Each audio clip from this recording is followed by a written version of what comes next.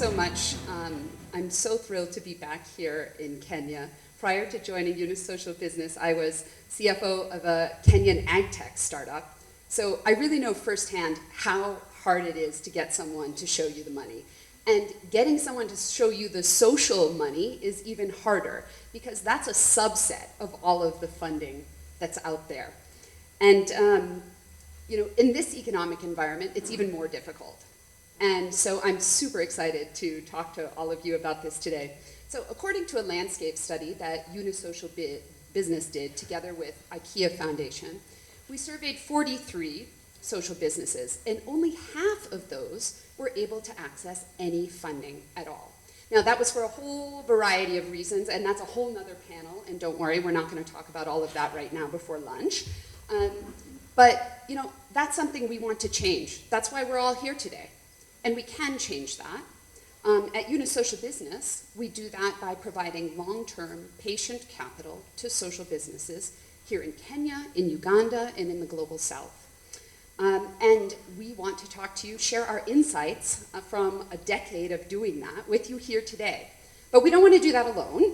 We want you to hear other voices, and so I'm going to call up our amazing lineup of panelists right now. So first up, we have Molly Brown, who is Head of Carbon Strategy at Byrne Manufacturing. Yes, please, Molly.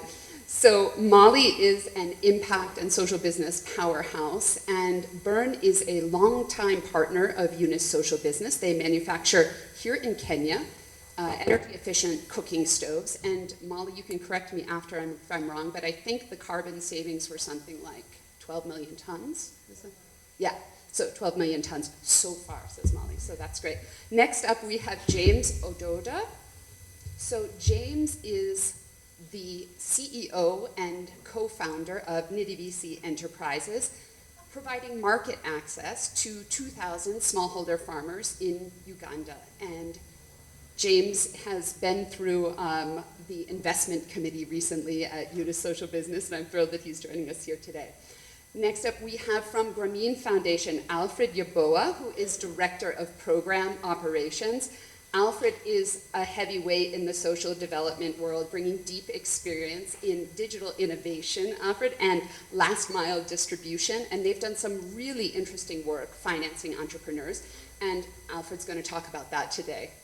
And then last but not least, we have our own Susan Galawa. Susan is our Director of East African Operations, managing our portfolio of loans to businesses in Kenya and Uganda. So thanks so much.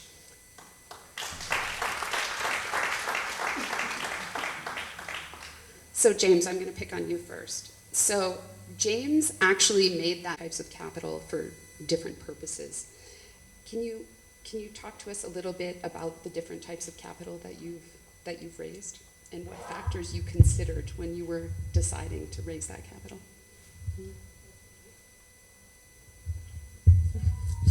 Thank you. So firstly, Byrne is a clean cooking company. We're quite unique in that we do every stage of the value chain. So we do all the R&D ourselves, we manufacture ourselves, we now have 2 factories in Ruiru, we distribute ourselves, we do all the monitoring ourselves, and then all the work around turning cook stove activity into carbon credits and then selling them, we also do that. So we have lots of different parts of the value chain that we look at. And I guess when you're raising money, the first thing to think about is what are you raising money for? And then secondly, you need to match that with the type of funder that would be best suited to supporting in you that kind of investment. So for example, at Byrne, if we are doing work around R&D, or we want to pilot a new stove in a new country or a new location, that kind of funding we tend to get through grants. There's a lot of innovation grants out there.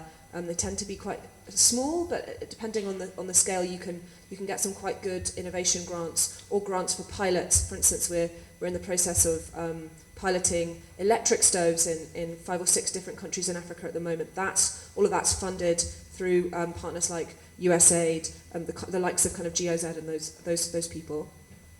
Or maybe you're trying to look for money to really scale the business. Maybe that's CapEx, maybe that's new markets. And that kind of that kind of project can be something where you're potentially generating a return on investment, and for those projects, it's maybe more appropriate to look at kind of debt financing and more kind of traditional investments. At Bern, we still like to work with what they call DFIs, development finance institutions, because we find that working with people like social business who are mission aligned with Bern is just easier. You tend to get better terms, you tend to get patient capital, and also you're working with an investor who really wants to see the social impact as well as just the ROI. So we work a lot with those kind of organisations rather than the kind of commercial banks and the private finance and the hedge fund. Those guys can be good, but they tend to want high returns quickly, which doesn't fit so well with the kind of social business model. And the third type of financing you can get that we've been looking at more and more recently is kind of project financing. And for Bern, a lot of that is now coming through our carbon projects. So we raised $40 million last year in carbon finance, and what that allows us to do is reduce upfront the cost of the cook stoves. So we're now distributing wood stoves in rural Kenya for 500 shillings, which is much less than they cost us to produce, distribute, monitor. And what that means is you have more people accessing cook stoves, which means you have ultimately more carbon credits generated, which means you have more ROI for the investors, and you then end up with this virtuous circle where you can really scale impact quite quickly. But we're aware that that's partly because we're lucky to be in a position that we are now operating at some scale, which means that the no's are still there. There's still a lot of no's, but we have more kind of proof of concept than early stage ventures. Thanks so much, Molly. And I remember when you were an early stage venture, and those are big numbers you threw out, but that comes from hard work and from raising capital. And so maybe you could, think back to those earlier days, James as well, and talk about, what you actually did to raise capital. So there's a lot of social entrepreneurs in the room. It's a daunting task to think about, in order to get this model off the ground, I need to raise X, whatever, shillings. And so, what is the first step you take, and what do you need to do?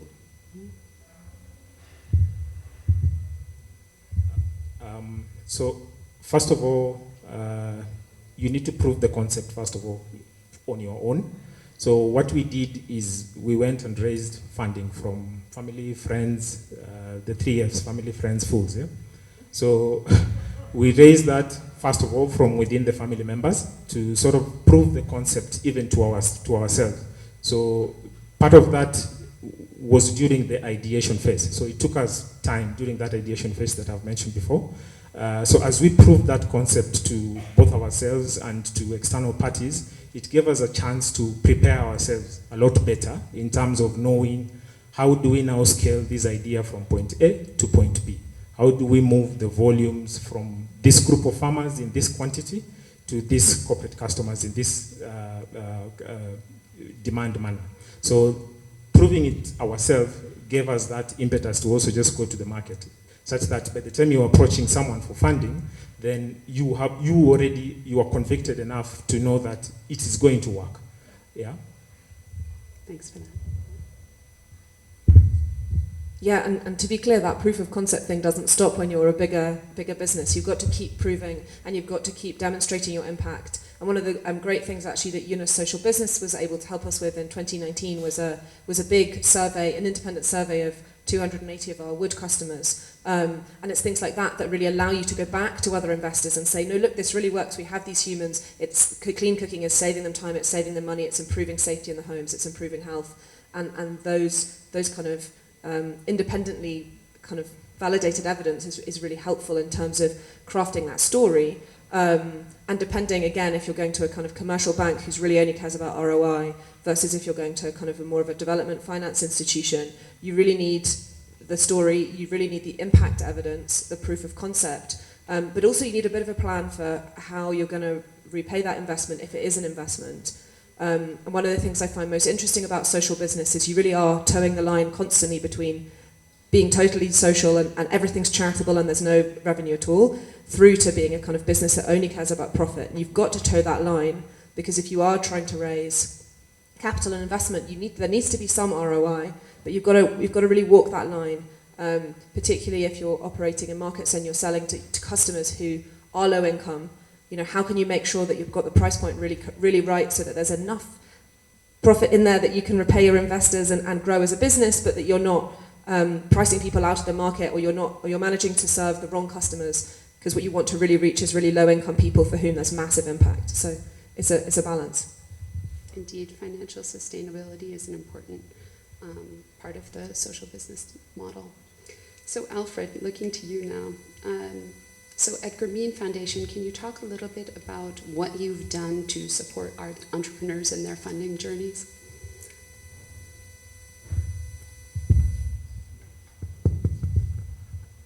Yeah, thank you so much for this platform. So the DNA at Grameen Foundation is rooted in gender, agency, entrepreneurship. And we believe that we are able to use technology and innovation to transform ecosystems. Ecosystems that enable women and girls to show up with their full potential and also create the world that they deserve. So Grameen Foundation is an international non-profit, and we attract a lot of funding from institutional and individual donors. But what we do with those funds is different. We begin with the end in mind. The end being that how are we able to efficiently use this donor funding to set up as many independent micro and youth businesses, especially in rural communities, so that when donor funding ends through Grameen Foundation, we already have many of these, micro businesses doing well in the rural communities. So that is how we differently put to good use the funding that we receive from our donors. And the kind of support that we provide comes in the form of startup capital. It also comes in a form of carefully curated business development services that enables these women and youth micro businesses in last mile rural communities to thrive and be resilient.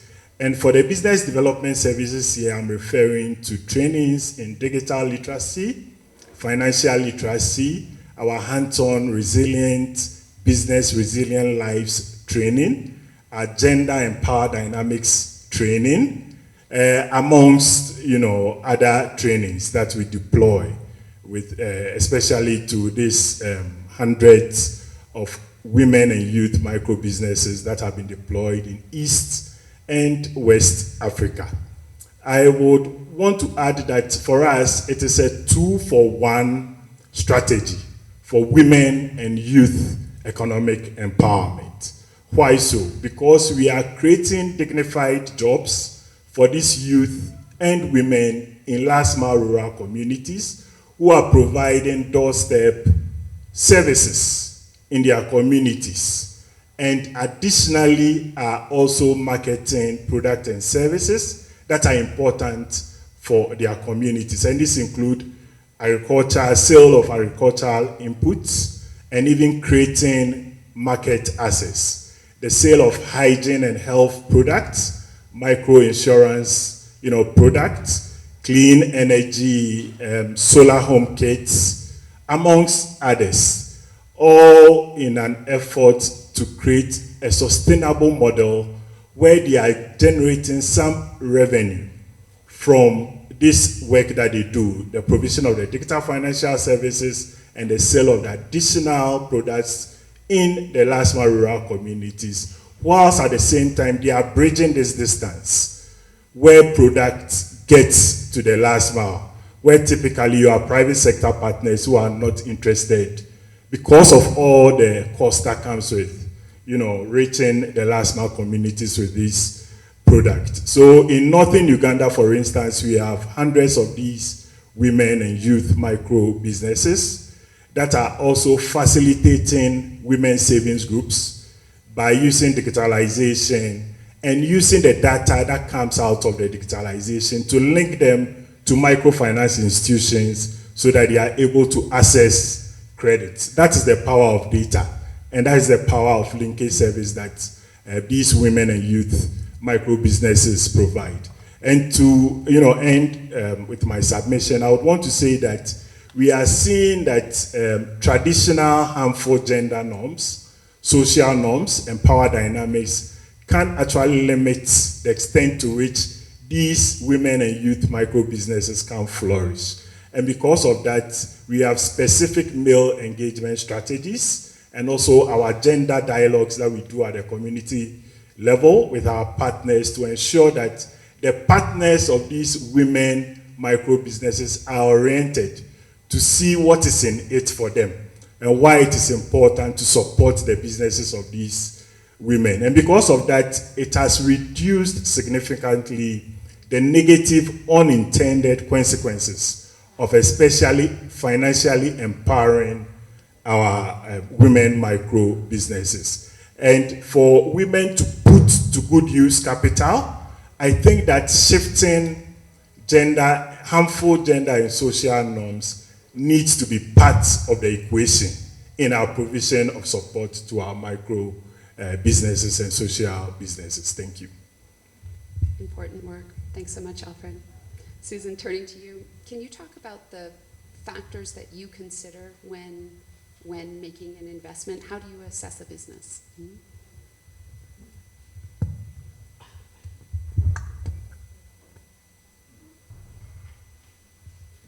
Thank you for having me.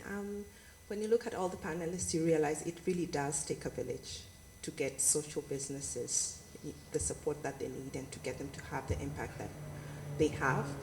We're just a part of that village. What we look at when we look at the businesses is, one, the impact that you're having.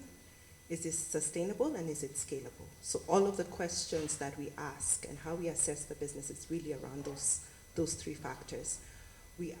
If the impact is not there, we just don't invest at all. And for us, we also have to look at the business model. Do you truly understand the problem that you're solving? And you understand it well enough to create a solution that is of value to your customers? And are those customers willing to pay for the product? And do they actually have enough to pay for the product? I think Molly mentioned about the cook stoves.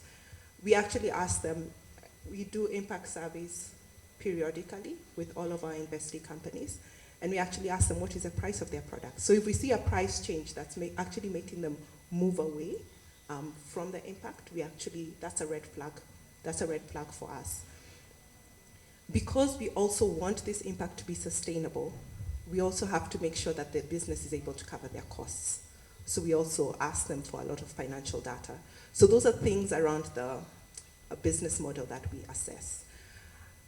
YSP is also one of those investors where we allow the entrepreneurs to actually come to the investment committee. In case we have not represented you appropriately as the deal team, the entrepreneur actually comes. And so we also assess the entrepreneur with regard to what is the entrepreneur's commitment to impact, what is the support system around that entrepreneur. We also assess that as well, so that we also don't have mission drift at any point when we have made that investment. We also look at the support system around the entrepreneur, because we also know sometimes the entrepreneur may not have all the skill sets that are required to run the business. So it's important for Grameen Foundation and organizations similar to them and the work that they do to support these entrepreneurs. We actually look at, have entrepreneurs been to these programs? What did they learn? And that's also part of our assessment. The third is actually alignment, because we also know that not every entrepreneur is the best fit for us as a business.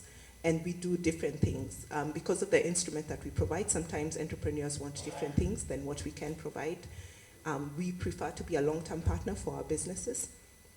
So we also see, can we be there for the long run for these businesses? Thanks, Susan. And I think you alluded to this, but perhaps you could be explicit about what are the reasons that you would decline to make an investment?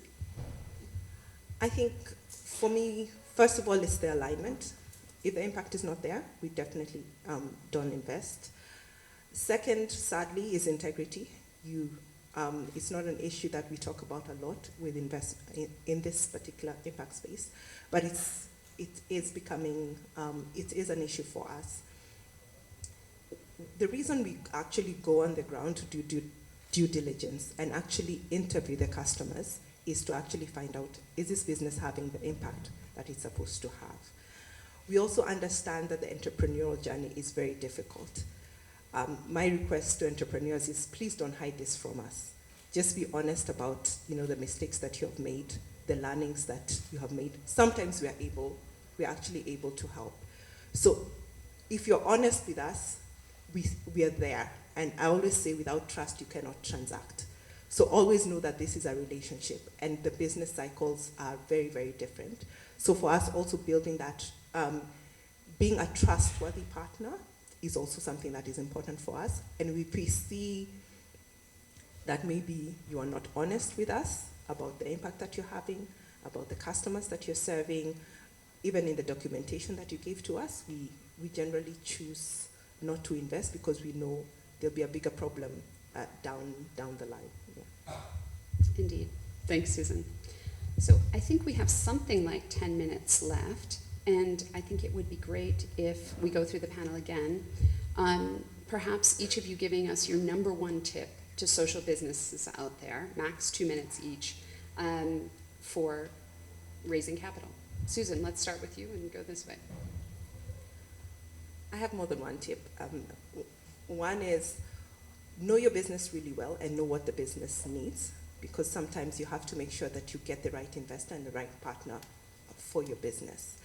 Prepare, not necessarily documentation, but prepare your mindset. You get a lot of no's, as you've heard. Also prepare that you might get some no's and prepare what that may be. We've seen entrepreneurs get very discouraged. So prepare sometimes that you might get a no.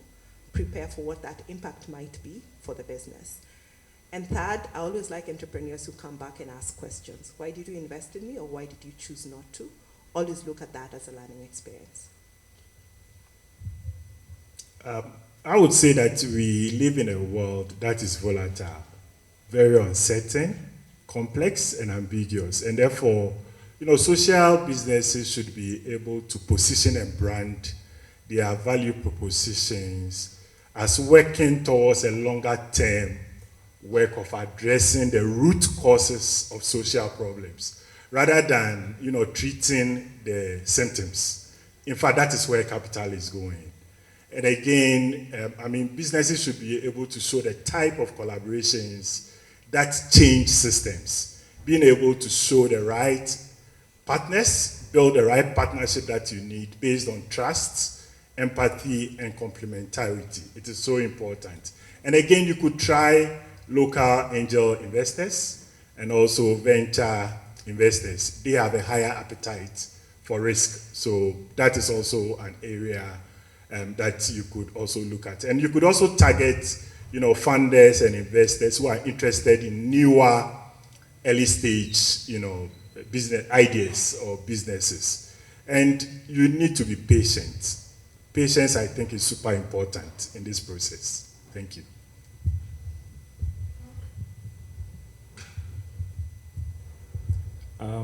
I'd like to echo what Susan said.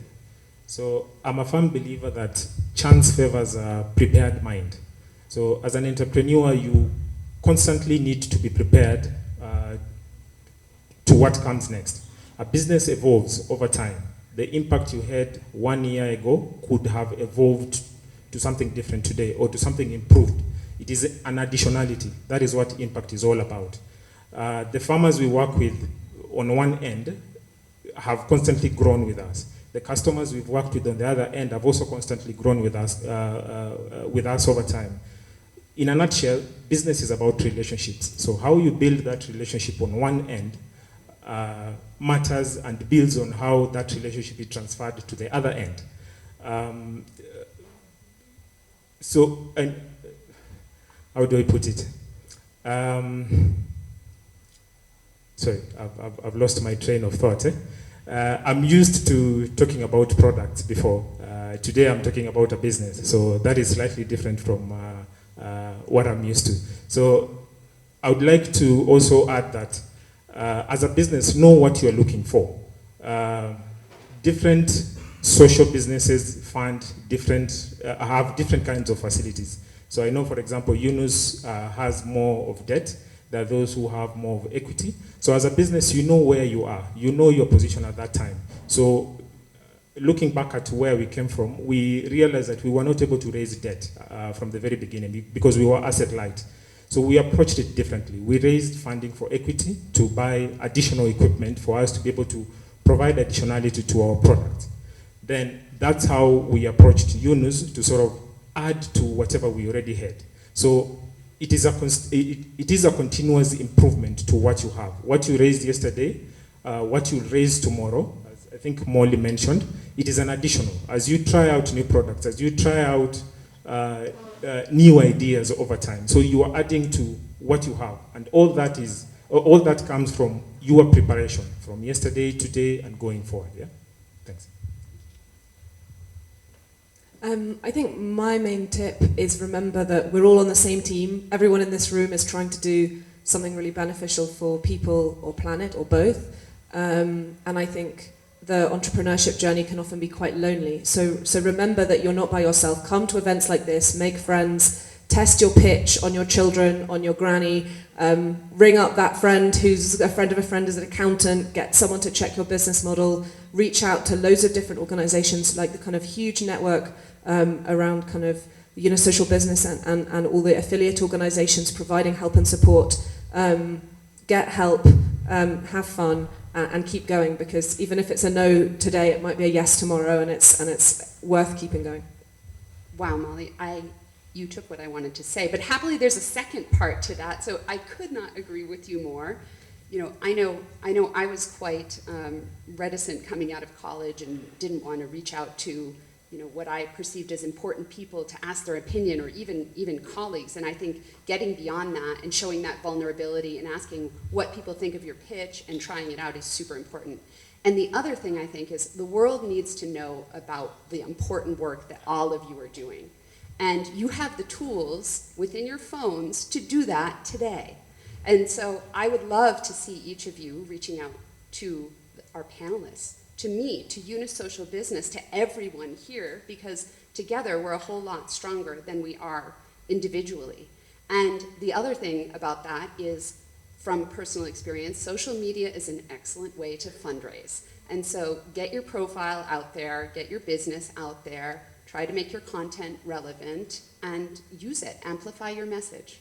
So that's it for today. That's it, the panel. I don't want to hold you up from lunch, but I'm thrilled that you are all here with us today, and thank you very much.